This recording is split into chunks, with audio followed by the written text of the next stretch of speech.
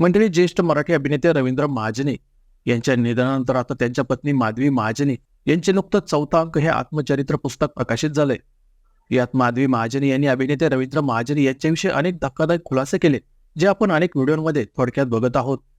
अभिनेते रवींद्र महाजनी हे पत्नी माधवी महाजनी यांच्यावर संशय घेऊन त्यांना मारहाण करत असल्याचाही धक्कादायक खुलासा या पुस्तकात करण्यात आलाय. अभिनेते रवींद्र महाजनी यांची ही दुसरी बाजू समोर येत असल्याने त्यांच्या अनेक चाहत्यांना धक्का बसलाय. पण रवींद्र महाजनी यांच्या अत्यंत दुःखद निधनानंतर ते परिवारापासून दूर एकटेच का राहत होते? त्यांच्या आणि त्यांच्या परिवारात सर्व काही ठीक नव्हतं. मग यामागचे कारण काय होते? असे अनेक प्रश्न रवींद्र महाजनी यांच्या चाहत्यांना पडले होते. तसेच रवींद्र महाजनी यांच्या अनेक चाहत्यांनी त्यांच्या परिवाराला, म्हणजेच त्यांची पत्नी माधवी आणि मुलगा गश्मीर महाजनी यांना खूप ट्रोल केलं, त्यांना शिव्याही घातल्या आणि अजूनही त्यांच्यावर खूप मोठ्या प्रमाणात टीका करण्यात येते. त्यामुळे चाहत्यांना पडलेल्या या सर्व प्रश्नांची उत्तरे आणि नेमकं त्यांच्या परिवारामध्ये काय घडलं होतं हे सर्व माधवी महाजनी यांनी त्यांच्या या पुस्तकात सांगितलं आहे. अभिनेते रवींद्र महाजनी हे संशय घेऊन मारहाण करत असल्याचे सांगताना माधवी यांनी यामागचे कारण आणि घटना सुद्धा या पुस्तकात सांगितले आहे. माधवी यांनी लिहिल्याप्रमाणे पुण्याजवळील एक वादग्रस्त जमीन विकण्यासाठी रवींद्र महाजनी यांचा एक मित्र त्यांच्या मागे लागला होता. रवींद्र महाजनींची एका इन्कम टॅक्स कमिशनर सोबत ओळख होती, त्यामुळे त्यांच्या या ओळखीचा फायदा घेऊन ही वादग्रस्त जमीन विकली जावी यासाठी त्यांचा तो मित्र रवींद्र यांच्या मागे लागला होता. पण रवींद्र यांनी यात पडू नये असं माधवी यांना वाटत होतं. त्यामुळे त्यांनी बेकायदेशीर गोष्टीत रवींद्र यांना न पडण्याचा सल्ला दिला आणि रवींद्र यांनी सुद्धा पत्नीचा हा सल्ला ऐकला. पण व्यवहार न झाल्यामुळे रवींद्र यांचा तो मित्र माधवी यांच्यावर खूप नाराज झाला आणि पुढे माधवी यांना अतल घडवण्यासाठी तो त्यांच्या विरुद्ध रवींद्र यांचे कान भरू लागला.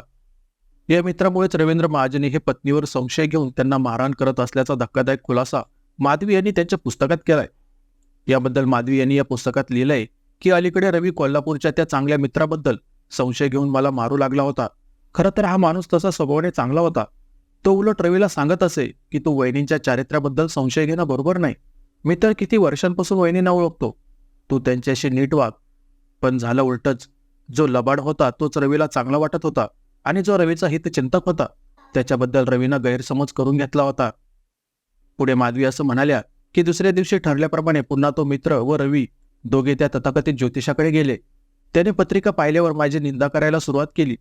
ही तुमच्याशी एकनिष्ठ नाही, हिचं तुमच्या मित्राशी अफेअर आहे, ही तुमच्या पाठीत खंजीर खूप असते वगैरे वगैरे. मला पुष्कळ नावही ठेवली. रवींद्राचा स्वभाव आधीच संशय बनला होता, त्यात या गोष्टीमुळे भरच पडली. ज्योतिषानं रवीच्या त्या चांगल्या मित्राचं नाव माझ्याशी जोडून या दोघांचे संबंध असल्याचं त्याला सांगितलं. रवींद्राच्या त्या मित्रानं त्या ज्योतिषाला आधी सांगून ठेवलं होतं. नंतर असंही कळलं की ते दोघे बांधकाम व्यवसायात पार्टनर होते.